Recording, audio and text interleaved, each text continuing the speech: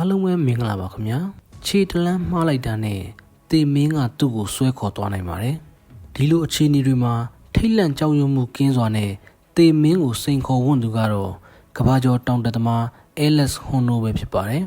2026ခုနှစ်ရဲ့အကြီးကျယ်ဆုံးဖြစ်ရပ်တစ်ခုအဖြစ်သူကပြီးခဲ့တဲ့ရက်ပိုင်းမှာထိုင်ဝမ်မှာရှိတဲ့တိုင်ပေ101မိုးမျှော်အဆောက်အအုံကိုအကာအကွယ်မဲ့ဆိုလိုတက်ပြခဲ့ပါတယ်။မြင်ရသူတွေဖို့အသေးတလက်လက်တုံနေရပေမဲ့ဟွန်နိုကတော့လုံးဝကိုတည်တည်ငြိမ်ငြိမ်ပါပဲ။ Alex ဟွန်နိုရဲ့စွန့်စားခန်းကို Netflix ကနေကမ္ဘာတဝန်းကိုဓာတ်ရိုက် live stream ပြသခဲ့ပါတယ်။သူအဆောက်အဦကိုတက်နေချိန်ရင်ဘတ်မှာလည်းကင်မရာတက်ဆင်ထားတဲ့အတွက်သူတက်နေတဲ့မြင်ကွင်းကိုပရိသတ်တွေဓာတ်ရိုက်မြင်တွေ့ခဲ့ရပါတယ်။ဒါ့အပြင်သူ့ရဲ့နှလုံးခုန်နှုန်းကိုလည်း screen ပေါ်မှာဓာတ်ရိုက်ပြသထားပြီးထူးခြားတာကအမြင့်ပေ400ကျော်အန်ရရှိဆုံးအပိုင်းကိုတက်နေချိန်မှာတော့သူ့ရဲ့နှလုံးခုန်နှုန်းကပုံမှန်နှီးပါဖြစ်ပြီးအေးဆေးတည်ငြိမ်နေတဲ့အတွက်ပရိသတ်တွေအံ့ဩခဲ့ရပါတယ်။မှန်ပါတယ်။ Alex ဟွန်နိုကအမှန်တကယ်ကိုကြောက်စိတ်ကင်းမဲ့နေတာပါ။2016ခုနှစ်တုန်းကဟွန်နိုရဲ့အုံနောက်ကို MRI စကန်ဖတ်စစ်ဆေးခဲ့ရမှာသူ့အုံနောက်မှာရှိတဲ့ကြောက်ရွံ့မှုထိန်းချုပ်တဲ့အပိုင်းကထိတ်လန့်စရာပုံရိပ်တွေကိုမြင်တွေ့ရတဲ့အခါမှာတော့တုံ့ပြန်မှုအလွန်နှဲပါနေကြောင်းတွေ့ရှိခဲ့ရပါတယ်။ Alex ဟွန်နိုကိုယ်တိုင်ကတော့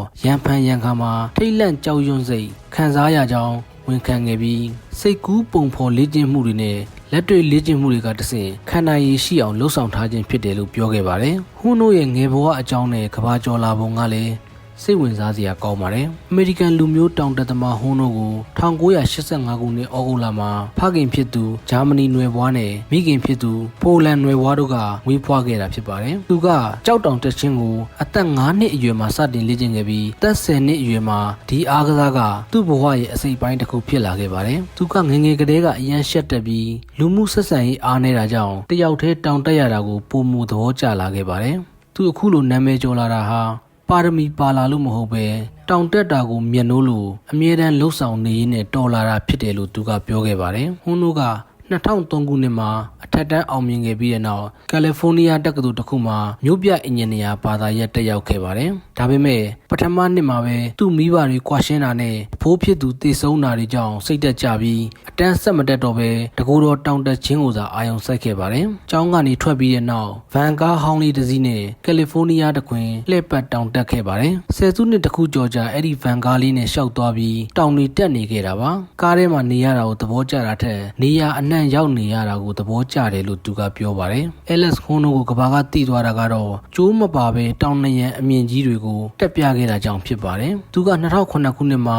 Yosemite အမျိုးသားဥယျာဉ်မှာရှိတဲ့ Astroman နဲ့ Rostron တို့ကိုတရက်အတွင်းကာကွယ်မဲ့တက်ရောက်နိုင်ခဲ့ပြီးနာမည်ကျော်လာခဲ့ပါတယ်။2008ခုနှစ်မှာလည်းဇိုင်ယွန်အမျိုးသားဥယျာဉ်မှာရှိတဲ့ Moonlight Bus Track လမ်းကြောင်းကိုကာကွယ်မဲ့တက်ရောက်ခဲ့ရမှာအဲ့ဒီသတင်းကဧပြီလ1ရက်နေ့မှာထွက်ပေါ်လာတာကြောင့်ဒါကနောက်ပြောင်ခြင်းဖြစ်တယ်လို့လူတွေကထင်ခဲ့ကြပါသေးတယ်။အဲ့ဒီနောက်ပိုင်း9လအကြာ2008ခုနှစ်ထဲမှာပဲ Half Dome တောင်နရံကိုအကာအကွယ်မဲ့ထက်တက်ခဲ့ပြီးဒါဟာသမိုင်းတစ်လျှောက်အထင်ကြီးစရာအကောင်းဆုံးကျိုးမဲ့တက်ရောက်မှုဖြစ်တယ်လို့ကျွမ်းကျင်သူတွေကပြောကြပါတယ်။2012ခုနှစ်မှာတော့ Hans Florin ဆိုသူနဲ့အတူ Yosemite အမျိုးသားဥယျာဉ်က El Capitan တောင်မှာရှိတဲ့ The Nose လမ်းကြောင်းကို2နာရီ23မိနစ်46စက္ကန့်နဲ့အမြန်ဆုံးတက်ရောက်နိုင်တဲ့စံချိန်တင်ခဲ့ပါတယ်။ဒါအပြင်2019ခုနှစ်ဇွန်လ3ရက်နေ့မှာ El Capitan တောင်က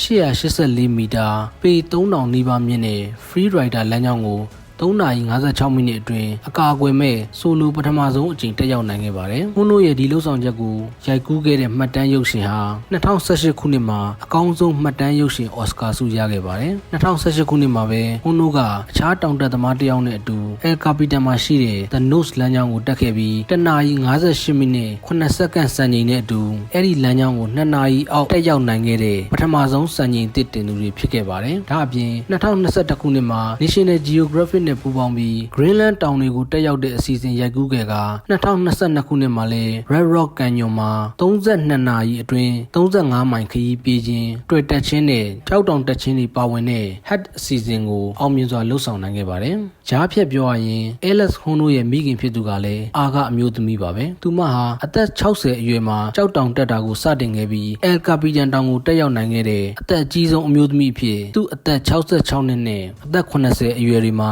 စံချိန်တင်ထားနိုင်ခဲ့သူဖြစ်ပါတယ်ဒါကြောင့်ဟွန်းနိုတို့သားမိတွေကတကယ်ကိုအားကားပဲလို့ဆိုနိုင်ပါတယ်ထိုင်ဝမ်မှာရှိတဲ့တိုင်ပေ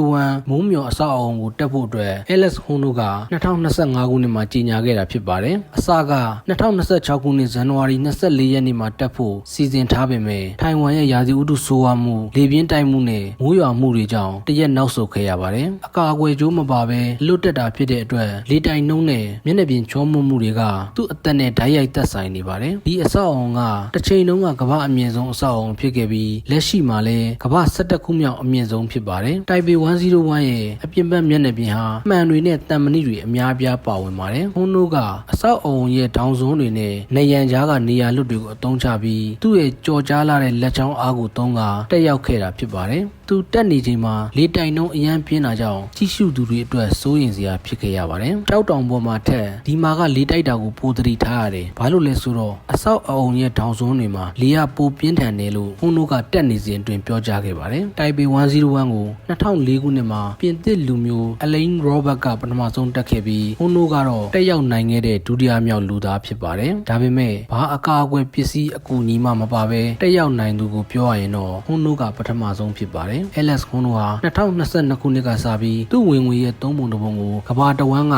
ဆိုလာစီမံကိန်းတွေအတွက်လှူဒန်းခဲ့ပါတယ်။အဲဒီနောက်အဆိုပါလှုပ်ဆောင်ချက်တွေကိုဟွန်းနိုဖောင်ဒေးရှင်းနာမည်နဲ့ဆက်လက်လှုပ်ဆောင်ခဲ့ပြီးအခုထိုင်ဝမ်မိုးမျှော်တိုက်တက်ရောက်မှုကနေရရှိလာတဲ့အကျိုးမြတ်တွေကိုလည်းသူ့ရဲ့ဖောင်ဒေးရှင်းကတဆင့်ဖွံ့ဖြိုးဆဲဒေသတွေမှာဆိုလာစွမ်းအင်တက်ဆင်ဖို့အသုံးပြုခဲ့ပါတယ်။ဒါကတော့2026ခုနှစ်နှစ်စမှာလူပြောများနေတဲ့နာမည်ကျော်တောင်တက်သမား Alex ဟွန်းနိုအကြောင်းပဲဖြစ်ပါတယ်။ဗီဒီယိုလေးကိုအဆုံးထိကြည့်ပေးတဲ့အတွက်ကျေးဇူးတင်ပါတယ်ခင်ဗျာ။